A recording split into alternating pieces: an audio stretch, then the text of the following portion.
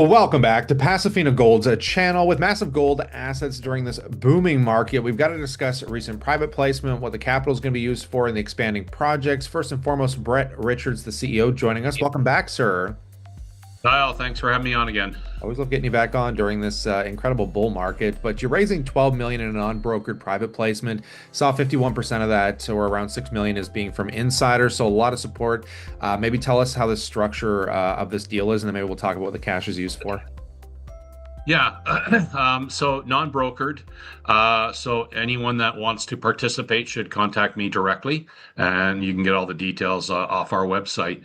But so 12 million, it'll be priced at 50 cents per unit, and each unit will come with one share and one full warrant at 2-year warrant at 75 cents. So pretty attractive pricing in this environment, and yeah, looking forward to getting the book filled. Yeah, do you want to just kind of expand a bit on the cash for the operating side? What are you guys using it for? I mean, it's a pretty sizable chunk to get your projects up and kind of moving. It is, and it's difficult. The dilution's always a bit difficult, but we see execution as probably the most important thing around getting this project to the next step. And as we discussed last time, we conducted a gap analysis on the 2022 feasibility study, identified a few areas that we need to do to bring this a new study to a bankable status, update the old one to a bankable status. And it'll take us about 7 months. There will be some drilling, some met test work, but we think that ultimately the outputs from this are going to improve the economics from kind of already stellar economics in today's gold price environment. So about 6 million US of the 12 million Canadian will go towards that. We have some kind of ongoing obligations that are going to run out till April of next year under our mineral development agreement, and they're really not that material in the scheme of things. And then a little bit of money for our G&A team on the ground, so that we can mobilize the rigs, get drilling to support the feasibility study. And yeah, we're headstrong into it right now, and looking forward to getting through it. Yeah, and for newer audiences, do you want to just kind of quickly broad view the Hummingbird and Dugbe gold projects that you guys have that you're kind of working on here?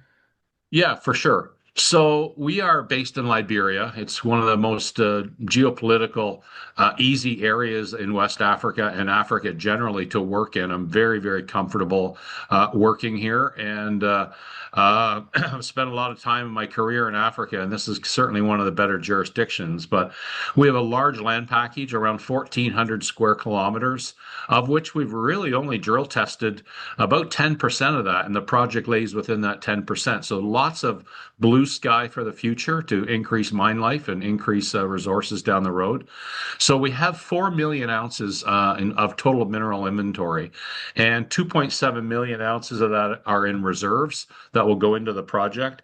But as we update the feasibility study, we'll be running the pit shells and constraining them at a different gold price. If we use 1,600 back in 2022, we'll probably use closer to 3,000, given the gold price today.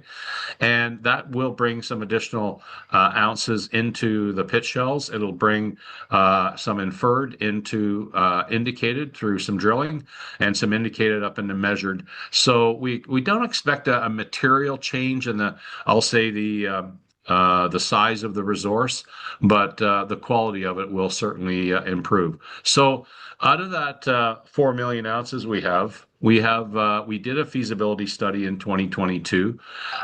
In today's gold price environment, the sensitizing the old study to today's numbers, this project has a $2.5 billion post-tax NPV at today's gold price. It's about an 85% internal rate of return. So this is not a project that is a matter of if, it's a matter of when.